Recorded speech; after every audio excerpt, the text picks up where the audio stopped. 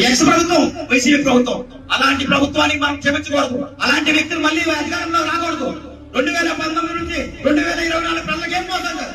రైతన్నలు తీసుకున్నాం, రైతన్నలు కూడా మోసం చేశారు. పండించిన పంట అమ్మక ఒకవేళ అమ్మితే 5 నెలల్లో 3 నెలల్లో ఎప్పుడు డబ్బులు వచ్చాయో ఎవరికి తెలియదు. అదే కాకుండా సుమారుగా 1400 కోట్లు రైతులందరికీ బకాయిలు పెట్టి మహానుభావుడు వెళ్ళిపోయాడు 2024లో. మళ్ళీ రైతు బాధపడకూడదని చంద్రబాబు నాయుడు గారు వచ్చి మొత్తం టోటల్ కూడా ఆ వంట 1450 కోట్లు రైతు బాధపడకూడదు, రైతే ఈ దేశానికి విన్నపని చెప్పేసి మళ్ళీ రైతులకు 1450 కోట్లు ఆయన పెట్టిన బకాయిలు మళ్ళీ రైతులు దాటి డబ్బులు ఇవ్వడం జరిగింది. ఆయన 3 మాసాలు టైం పెడితే మన ప్రభుత్వంలో గౌరవంగా ప్రతి రైతు దగ్గర మనం చెప్పుకోవచ్చు. 24 గంటల్లో 48 గంటల్లోపే ప్రతి రైతు దగ్గర దాటినప్పటికీ వాళ్ళ అకౌంట్లో పడుతున్నాయనేది మనం కూడా చెప్పవలసిన బాధ్యత మనకు ఉంది. ఎరువుల విషయం చెప్తున్నారు, పసిపోసి మారడకాయలాగా.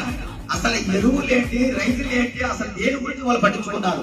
అన్నదాత సుఖీభవ వాడిచ్చిన మంది ఎంతమంది ఇచ్చారు? వాళ్ళు మనం ఎంతమంది ఇచ్చాం? అందరికీ గౌరవంగా దొరుకుతుంది. కౌలు రైతులు వాళ్ళు పూర్తిగా తక్కువ మంది